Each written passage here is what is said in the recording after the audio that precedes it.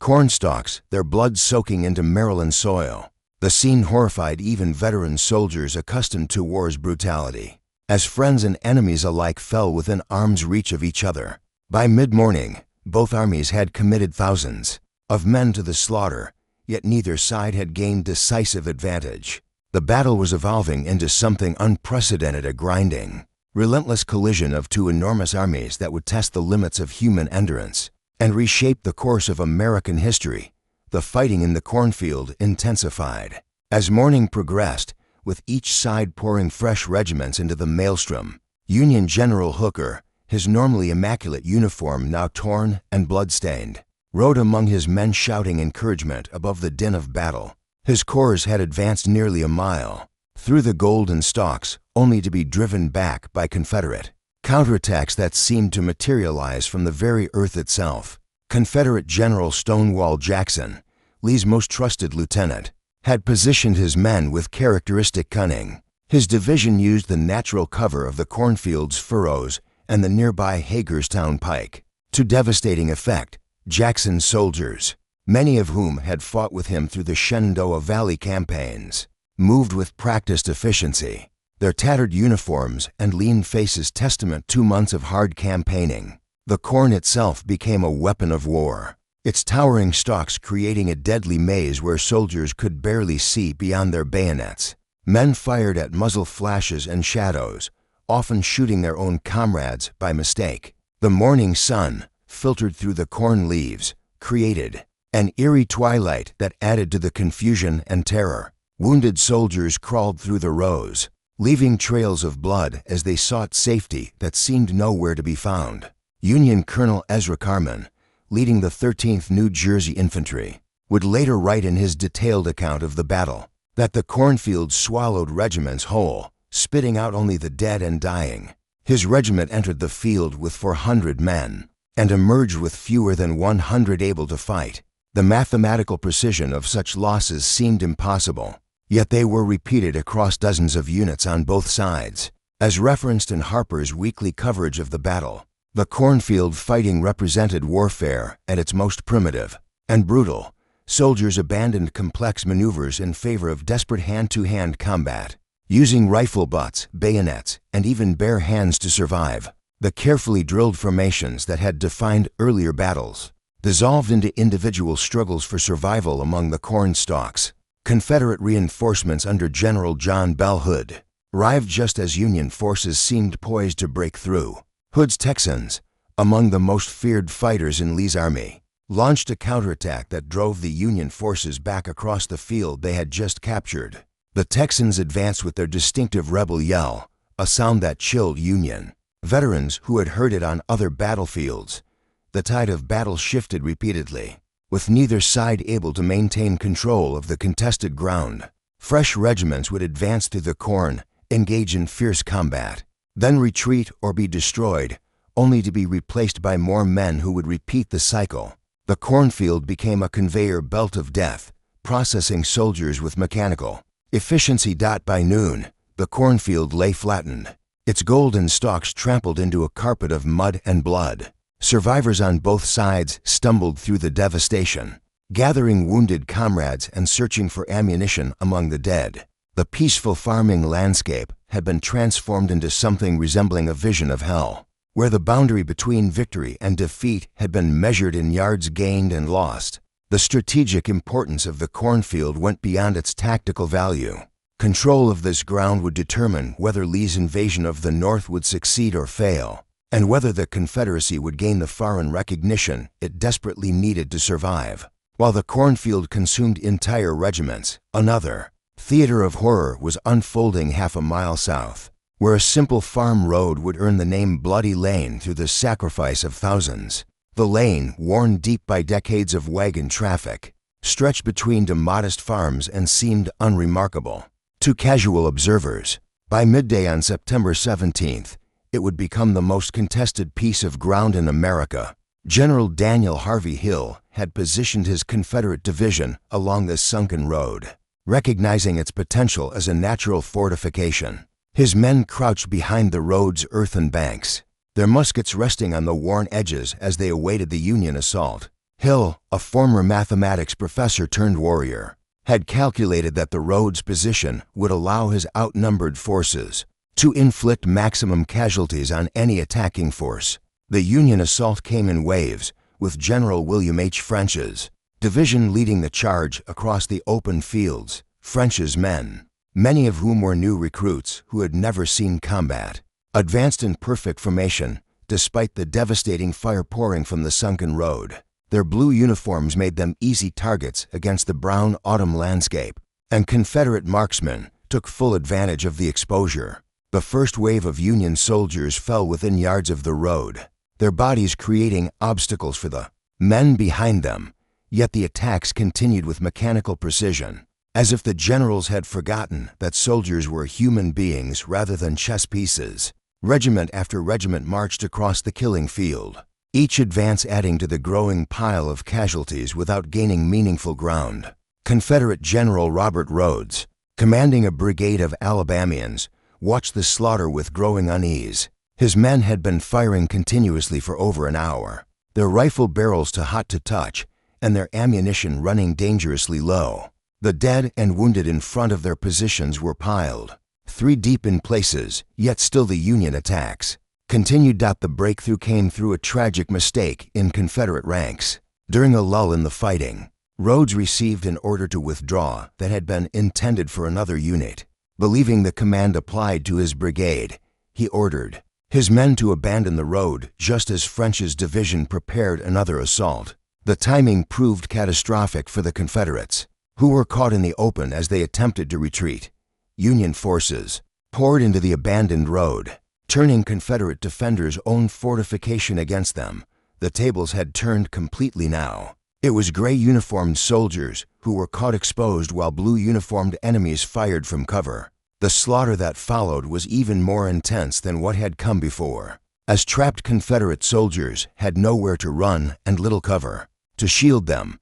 General Hill, seeing his position collapsing, attempted to rally his men for a counterattack. He rode along the road, his horse stepping carefully among the bodies of fallen soldiers, shouting orders that could barely be heard above the constant crack of rifle fire. His efforts were heroic but futile. The Confederate line had been irreparably broken, and retreat was the only option that offered any hope of survival. The carnage in Bloody Lane defied comprehension. Bodies lay stacked so thickly that survivors claimed they could walk across the road without touching the ground. The original farm path had disappeared entirely, buried beneath layers of dead and dying soldiers from both armies. Local farmers would spend months after the battle removing bodies from what had once been a peaceful country lane. As afternoon shadows lengthened across the battlefield, both sides recognized that the fighting at Bloody Lane had fundamentally altered the battle's trajectory and perhaps the war itself. As the sun climbed higher over the Maryland countryside, a third drama was unfolding at Antietam Creek's Stone Bridge, where General Ambrose Burnside faced what appeared to be an impossible task. The narrow span, barely wide enough for a wagon, was defended by Georgian sharpshooters positioned among the limestone cliffs on the western bank. What should have been a simple river crossing had become a deadly bottleneck that would test the courage of thousands. Burnside, a West Point graduate whose distinctive whiskers would later inspire the term sideburns, commanded the Union 9th Corps with nearly 14,000 men. His orders from McClellan were straightforward: cross the creek and attack Lee's right flank. The reality of executing those orders proved far more complex than anyone had anticipated. The bridge represented the only practical crossing point for miles, and Confederate defenders had turned it into a killing ground. The Georgian regiment holding the bridge numbered fewer than 400 men, but their position among the rocky outcroppings gave them an enormous advantage. Led by General Robert Toombs, these Southern soldiers had spent the morning improving their positions, stacking stones to create firing ports and clearing fields of fire. Across the bridge's approaches, every man understood that their small force was all that stood between Burnside's corps and Lee's vulnerable flank. The first Union assault began at 10 in the morning, with the 11th Connecticut Infantry attempting to storm across the bridge in column formation. The narrow stone span forced the attackers into a compact target that Georgian marksmen found impossible to miss. Blue-uniformed soldiers fell like wheat before a scythe, their bodies tumbling into the creek below or sprawling across the bridge's stone surface. Wave after wave of Union soldiers attempted the crossing, each assault ending in the same tragic result. The 51st New York Infantry followed the Connecticut men, then the 51st Pennsylvania, each regiment suffering enormous casualties for minimal gain.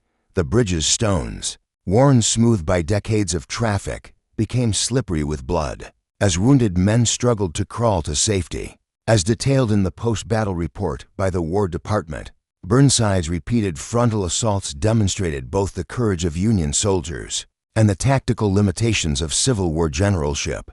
Hour after hour, regiments formed up and marched toward the bridge, knowing that most would not return. The mathematical certainty of death seemed to weigh less than the demands of duty and the shame of retreat. The breakthrough finally came through the desperate heroism of the 2nd Maryland Infantry and the 6th New Hampshire Infantry. These regiments, charging together in the early afternoon, managed to establish a foothold on the western bank despite suffering catastrophic losses. Their success came at a terrible price. The 2nd Maryland entered the battle with 300 men and emerged with fewer than 50 able to fight. Once across the creek, Union forces had to fight their way up the steep bluffs under continued fire from Confederate defenders. The rocky terrain, covered with loose stones and scrub brush, provided some cover but made organized movement nearly impossible. Men climbed individually or in small groups, each seeking whatever shelter they could find while returning fire at an enemy they could barely see. The fighting on the bluffs continued for hours, with neither side able to gain decisive advantage. Georgian defenders, running low on ammunition and exhausted by hours of combat, began to give ground slowly. Their retreat was orderly and disciplined, conducted by men who understood that every minute of delay might save Lee's army from complete disaster.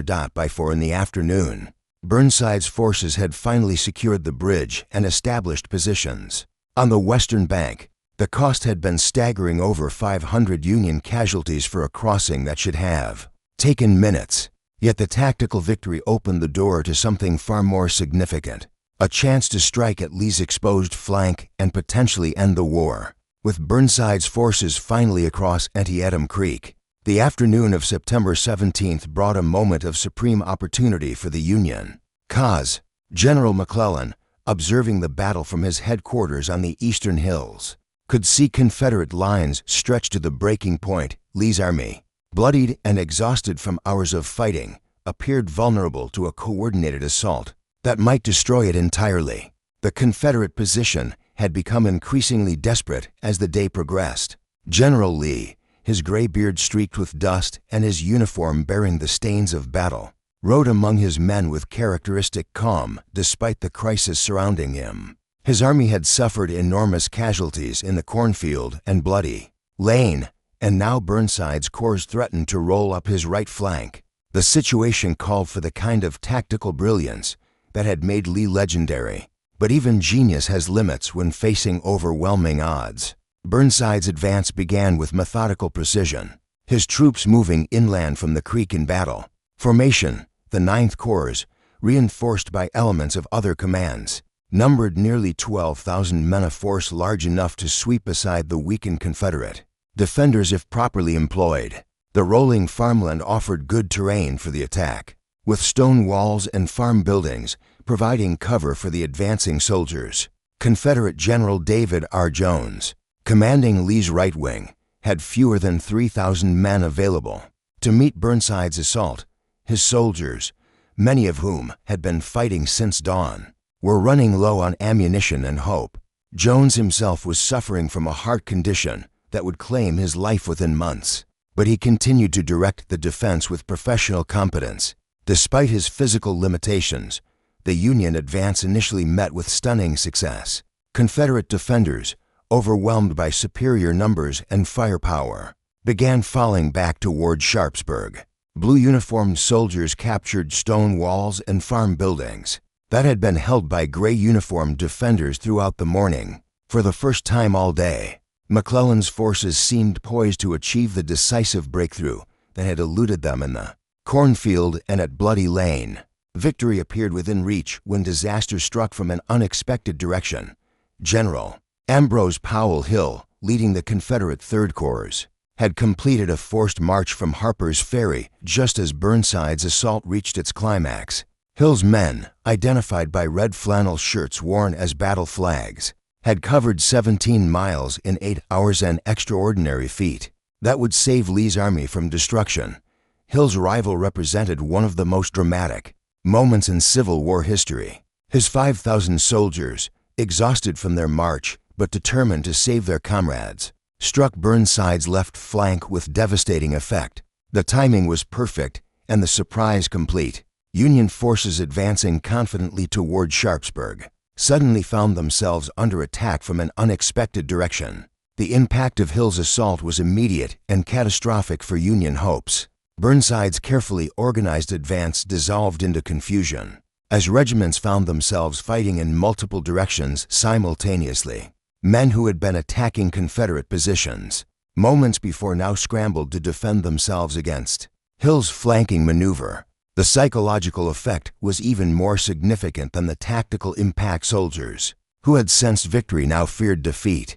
As noted in the official records of the War Department, Hill's counterattack demonstrated the continuing importance of timing and surprise in Civil War battles. Despite advances in military technology, the arrival of unexpected reinforcements could still alter the course of engagements decisively. Hill's red-shirted soldiers fought with the desperation of men who understood that their army's survival depended on their success. The Confederate counterattack drove Burnside's forces back across nearly a mile of contested ground. Union regiments that had advanced with confidence now retreated in growing disorder, leaving behind hundreds of casualties and the promise of victory that had seemed so close. By evening, the Ninth Corps had been pushed back almost to the creek, its morning's gains largely erased by Hill's timely intervention.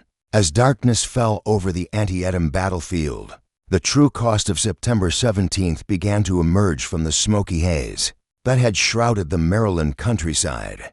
General McClellan, standing among his staff officers on the eastern hills, surveyed a scene of devastation that defied comprehension. Nearly 23,000 American soldiers lay dead, wounded, or missing, more casualties than the United States had suffered in all its previous wars combined. The Union commander faced a moment of profound decision as his subordinates gathered around him.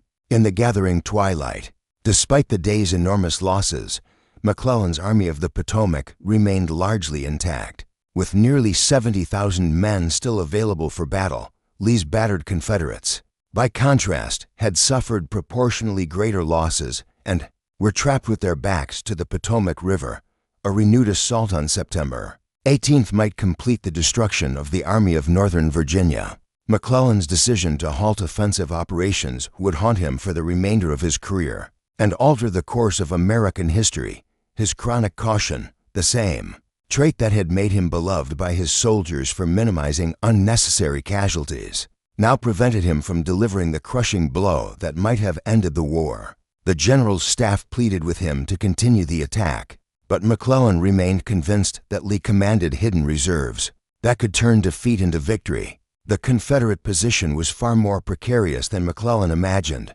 General Lee, conferring with his surviving lieutenants by candlelight in a commandeered farmhouse, counted fewer than 30,000 effective soldiers remaining in his army. Ammunition was running dangerously low, medical supplies were nearly exhausted, and many units had been reduced to skeleton strength. The prospect of continuing the battle filled even Lee with dread. Throughout the night, both armies tended to their wounded and prepared for what many believed would be the war's final battle. Union field hospitals, established in churches and barns throughout the region, overflowed with casualties whose suffering seemed beyond human endurance. Confederate surgeons, working by lamplight with inadequate supplies, performed amputations and treated wounds with whatever materials they could find. The human cost of the battle extended far beyond military statistics. Families throughout Maryland opened their homes to wounded soldiers from both armies. Setting aside political differences in the face of shared humanity, local civilians, many of whom had watched the battle from their farmhouses, now worked alongside military personnel to care for the thousands of men who had been shattered by the day's fighting. As referenced in contemporary accounts from the Baltimore Sun, the civilian response to the Battle of Antietam demonstrated the fundamental decency that persisted.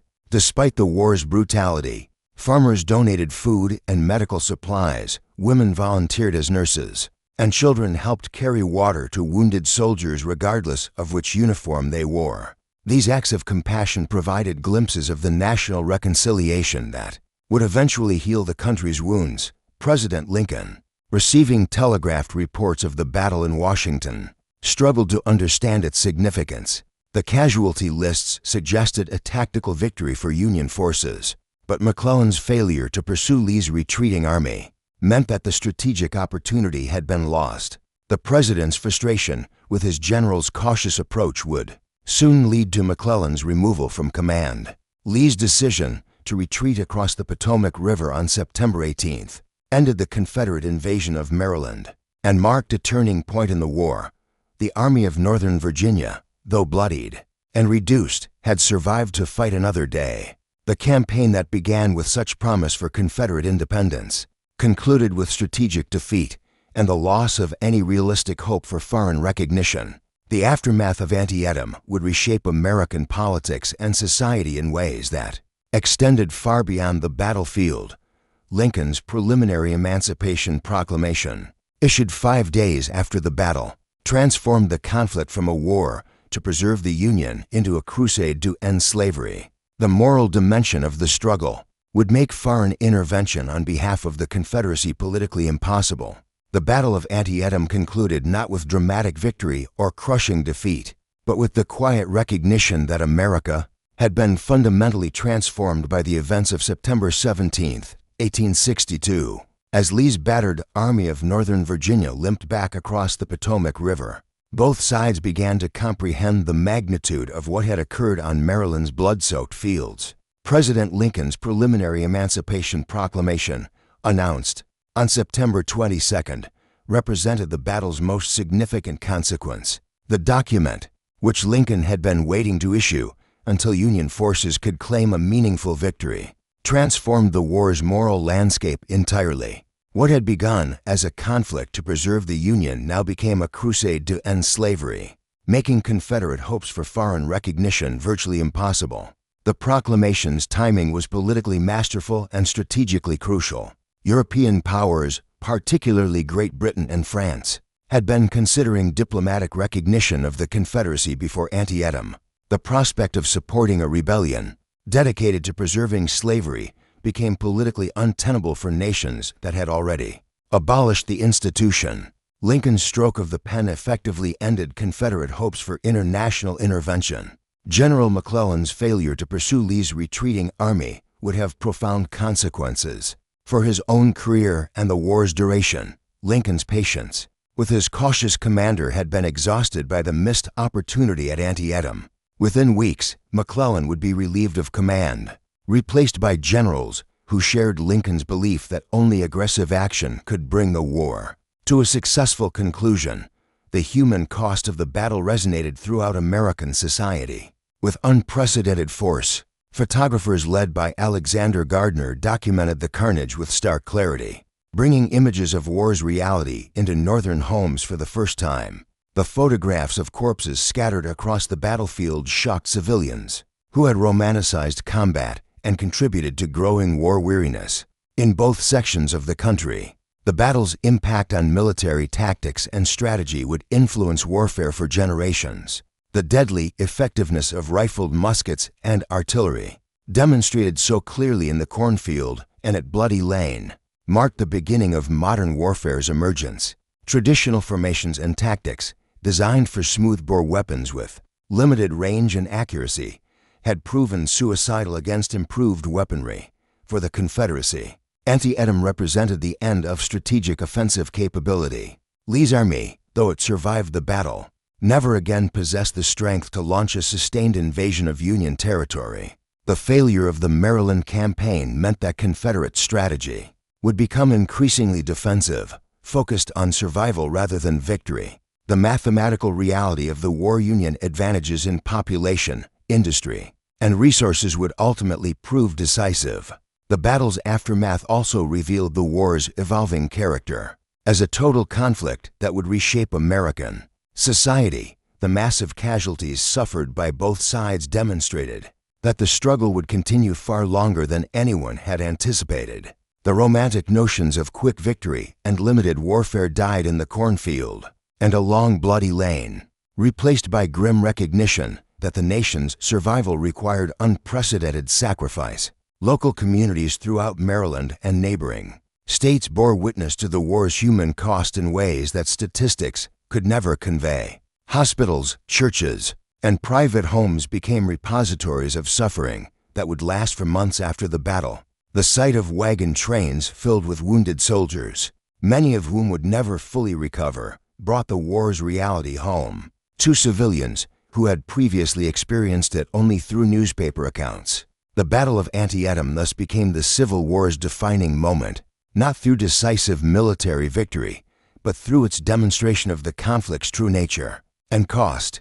The single bloodiest day in American history revealed that preserving the Union and ending slavery would require sacrifices that dwarfed anything the nation had previously endured. The courage displayed by soldiers on both sides, fighting for causes they believed sacred, would inspire future generations while serving as a somber reminder of freedom's price. In the years following the war, survivors of Antietam would gather at reunions to remember fallen comrades and reflect on their shared experience. Their testimonies, preserved in memoirs and official histories, would ensure that the battle's lessons remain vivid for future generations.